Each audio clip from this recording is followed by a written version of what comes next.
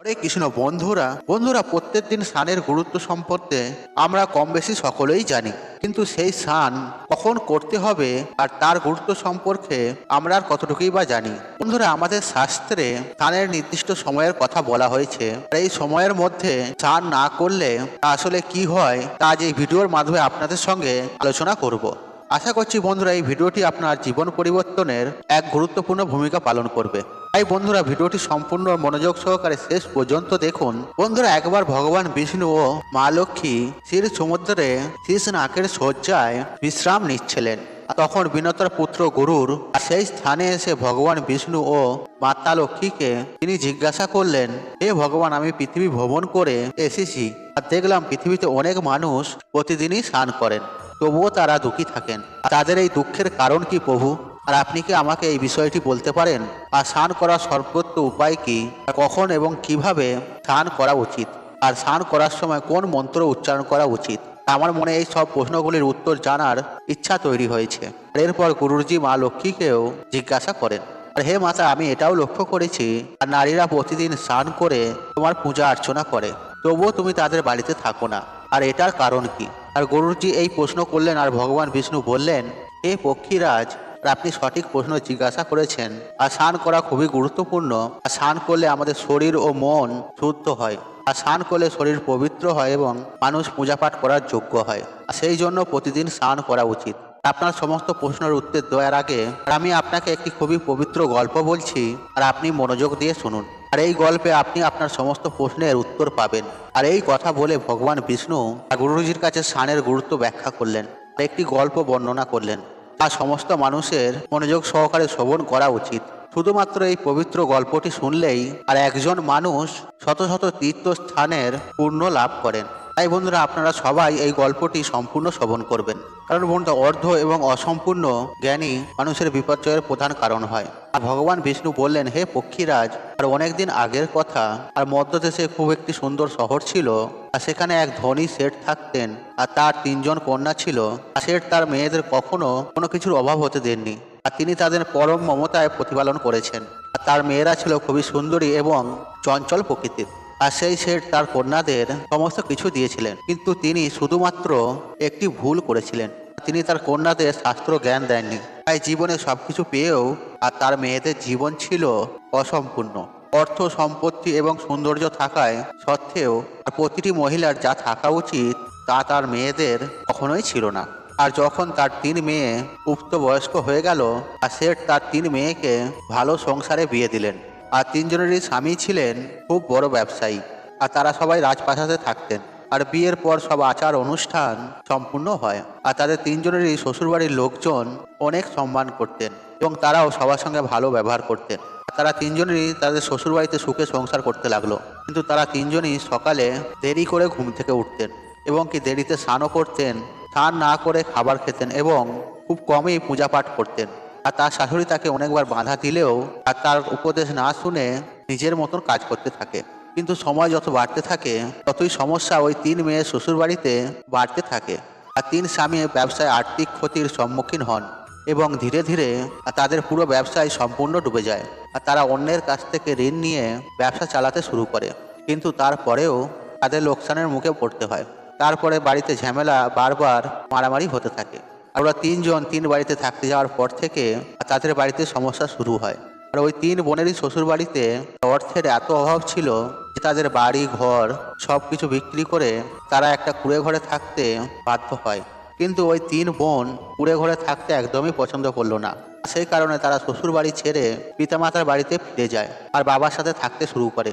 আর বাবার বাড়িতে এসেও তারা 3জনই দেরি করে ঘুম থেকে উঠে দেরিতে স্নান করে এবং স্নান না করেই খাবার খেতেন, যার কারণে তার বাবাও ব্যবসায় বিস্তর ক্ষতির সম্মুখীন হলেন এবং তার আর্থিক অবস্থারও অবহিত হতে থাকে।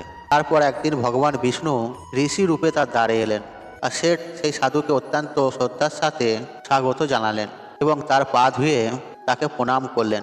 তখন সেই শেঠ মহান ঋষির কাছে তার দুঃখের কথা বললেন। শেঠ তাদের মেয়েদের ডেকে পুরো সত্যটা ঋষিকে জানালেন এবং এর সমাধান চাইলেন।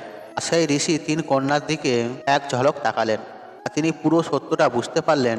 এই 3 বোনের চারপাশে ইতিবাচক শক্তির একটা চক্র আছে, আর যা তাদের সাথে ঘুরছে।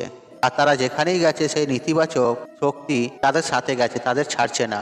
আর তখন ঋষি সেই শেঠকে বললেন, আপনার 3 কন্যার অভ্যাসের কারণে আর তাদের চারপাশে নেতিবাচক শক্তির বৃত্ত তৈরি হয়েছে। আর এই কারণে যেদিকে যাচ্ছে আর সেখানে শুধু দুঃখ কষ্টই আসছে। আর তোমার 3 মেয়ে খুবই অলস, আর তারা দেরিতে ঘুম থেকে ওঠে, দেরিতে স্নান করে, আর স্নান না করেই খাবার খায়। আর এই কারণে এই সমস্যাগুলি তাদের জীবনে আসছে। তারপর সেই ঋষি এবং শেঠ তার কন্যাদের অত্যন্ত গুরুত্বপূর্ণ জ্ঞান দিলেন, তাদের প্রতিদিন তা অনুসরণ করতে বললেন। আর ঋষি বললেন, হে বৎস, স্নান 5 প্রকারের হয়: ব্রহ্ম স্নান, দেব স্নান, ঋষি স্নান, মানব স্নান এবং দৈত্য স্নান। আর স্নানের সময় অনুযায়ী এগুলি নির্ধারণ করা হয়। আর শাস্ত্র মতে ব্রহ্ম মুহূর্তে স্নান করাকে সর্বশ্রেষ্ঠ মনে করা হয়েছে। আর ব্রহ্ম মুহূর্ত মানে প্রাতের শেষ প্রহর এবং সূর্যোদয়ের ঠিক 1.5 বা 2 ঘন্টা আগে, অর্থাৎ ঘড়িতে সকাল 4:30 থেকে 5:30। আর শাস্ত্রে এই সময়টিকে দিনের সেরা সময় হিসেবে বিবেচনা করা হয়েছে, কারণ এই সময় বায়ুমণ্ডল আশ্চর্যজনক এবং অলৌকিক শক্তিতে পরিপূর্ণ থাকে। আর এই সময় দেবতাদের সময়। আর এইভাবে ব্রহ্ম মুহূর্তে দেবতাদের স্মরণে করা ব্রহ্ম স্নানকে শ্রেষ্ঠ স্নান বলা হয়েছে। এই সময় স্নান করে সূর্যদেবকে অর্ঘ্য নিবেদন করলে জীবনে সুখ, সমৃদ্ধি এবং শান্তি লাভ করা যায়। মানুষের শরীর ও মন সারাদিন সতেজতা ও ইতিবাচক শক্তিতে ভরপুর থাকে। আর ব্রহ্ম স্নান করলে মানুষ রোগ ব্যাধি থেকে দূরে থাকে, তার শরীর সুস্থ এবং নিরোগ থাকে। আর দ্বিতীয় স্নান হলো দেব স্নান। ভোর 5টা থেকে 6টার মধ্যে যে স্নান করা হয় তাকে দেব স্নান বলা হয়। আর সমস্ত পবিত্র নদীতে স্মরণ করে এই স্নানকে সেরা স্নান হিসেবে বিবেচনা করা হয়। আর এই সময় স্নান করলে মানব দেহে ইতিবাচক শক্তির সঞ্চয় হয় এবং শরীর থেকে সব ধরনের নেতিবাচকতা ও মন্দ শক্তি দূর হয়। আর দেব স্নানের সময় স্নান করলে শুধু শরীর নয়, মনও পবিত্র হয়। এই সময় স্নান করলে সম্পদ বৃদ্ধি পায় এবং মানুষ সব বস্তুগত সুখ লাভ করে থাকে। আর ভোরবেলা যখন আকাশে তারা দেখা যায়, আর সেই সময় স্নান করলে তাকে ঋষি স্নান বলে। আর এটিও সর্বোচ্চ স্নান। আর এই সময় স্নান করলে মানসিক শান্তি পাওয়া যায়। সকাল 6টা থেকে 8টার মধ্যে যে স্নান করা হয় তাকে বলা হয় মানব স্নান। আর এই স্নান সূর্যোদয়ের সময় বা সূর্যোদয়ের ঠিক পরে করা হয়। আর এই সময় স্নান করাও খুবই উত্তম বলে বিবেচিত। আর এতে সারাদিন শরীরে সতেজতা, স্নান শক্তি এবং ইতিবাচক শক্তি থাকে, যা আমাদের যে কোনো কাজ করতে উৎসাহিত করে। কিন্তু মানুষের কখনোই সূর্যোদয়ের 2 ঘন্টা পর স্নান করা উচিত নয়, অর্থাৎ সকাল 8টার পর স্নান করা অনুচিত। আর এই সময় পরিবেশে উপস্থিত ঐশ্বরিক শক্তি খুবই কম হয়ে যায়, ফলে মানুষের মধ্যে উদ্যম ও শক্তি অনুভব হয়, যার কারণে সারা দিন শরীর অলসতা থাকে এবং কোনো কাজ করতে তার ভালো লাগে না। আর সকাল 8টার পর স্নান করা মানুষের জীবনে দুর্ভাগ্য নিয়ে আসে, আর নেতিবাচক এনার্জি তার শরীরে বাসা বাঁধতে শুরু করে। আর এমন ব্যক্তি যেখানেই যান আর দুর্ভাগ্য তাকে অনুসরণ করে। তা আপনার 3 মেয়ে সকালে দেরি করে স্নান করতো, তাই তাদের শ্বশুরবাড়ির সমস্ত সম্পত্তি নষ্ট হয়ে গেছে, আর এখন আপনারও নষ্ট হচ্ছে।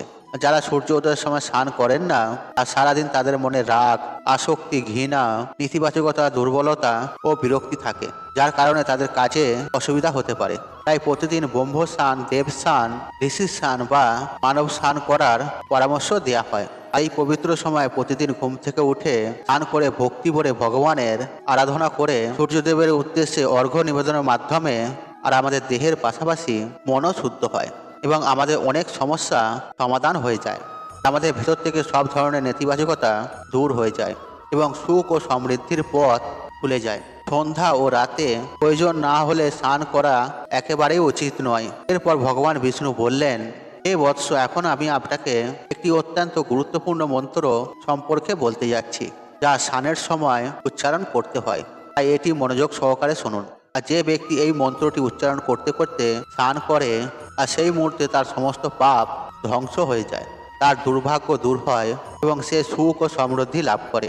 আর এই মন্ত্রটি হলো, গঙ্গে চ যমুনে জৈব গোদাবরী সরস্বতী নর্মদে সিন্ধু কাবেরী জলে অস্মের সিন্ধুর কুরু। আর এর মানে হলো, হে গঙ্গা, যমুনা, গোদাবরী, সরস্বতী, নর্মদা, সিন্ধু, কাবেরী মাতা, দয়া করে আপনারা সবাই আমার স্নানে জলে আসুন। আর এই মন্ত্র উচ্চারণ করলে সকল তীর্থস্থানে স্নান করা পূর্ণ ফল পাওয়া যায়।